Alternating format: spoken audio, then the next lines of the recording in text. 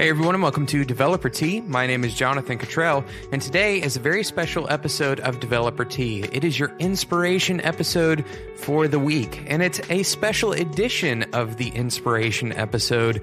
I'm going to call it the Kent Beck tribute episode because I'm going to be reading two quotes from Kent Beck's Twitter timeline because it's just that good.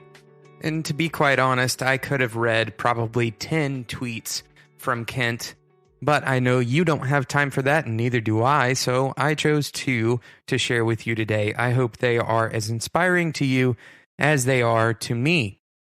The first quote is very simple. It goes like this: "The patient and the textbook should not be opened up at the same time." And if you think about it, that makes total sense, doesn't it?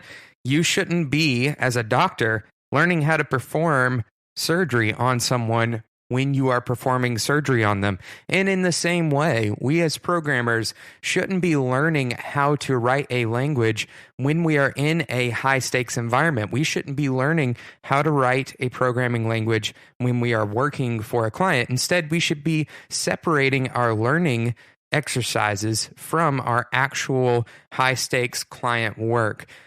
Now, the difference here is that we can actually learn to program in like a simulated real environment, whereas a doctor can't really accurately simulate a surgery situation. But the spirit of the quote stays the same. We shouldn't be doing things that are high stakes and learning at the same time, because what happens when we screw up? Well, screwing up is a major part of learning. You don't know how to do something, and one of the best ways to learn is to make mistakes and learn where your knowledge is insufficient. And you can't expect your knowledge to become sufficient in time enough to make those really important decisions on the spot. You should give yourself room to fail. And that's the point of that tweet from Kent Beck. By the way, if you want to follow Kent, his name on Twitter is very simply Kent Beck. That's Kentbeck.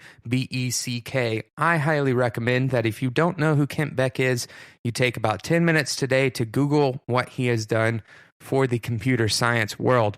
Okay, so the second quote is, "Before you answer a question, take a moment to speculate why they asked that question now." I'm going to read that one more time. Before you answer a question, take a moment to speculate why they asked that question now. And really what Kent is saying is that a question is not simply the words that make up that question. A question has context. A question is coming from a human with feelings, and it's coming in a given scenario. It's coming with a lot more information surrounding it than just the words that make up that question. And so for us to accurately answer or address another person who is asking us a question, we have to understand, or at least attempt to understand, the context that that question is coming from in order to fully understand the meaning of the question, in order to fully understand what that person is actually asking. A simple exposition of this idea is the situation where a child continuously asks the question, why? And we as adults continuously respond by explaining why. And eventually we get to the meaning of life, or where the universe came from. And the reality is that that child probably isn't trying to find the meaning of life or the origin of the universe, but instead is trying to say that they are bored, or perhaps that they are curious, or they are enjoying and participating in conversation with you. And if you know that, especially as a parent, then you have a better way of responding to your child, of teaching your child and garnering that curiosity in order to help them learn more. All of these things can be learned from context, from understanding where the person is coming from. And this doesn't just apply to children. This applies to every person that you come in contact with. Consider the context, and I'll go back and reread that quote once again. Before you answer a question, take a moment to speculate why they asked that question now.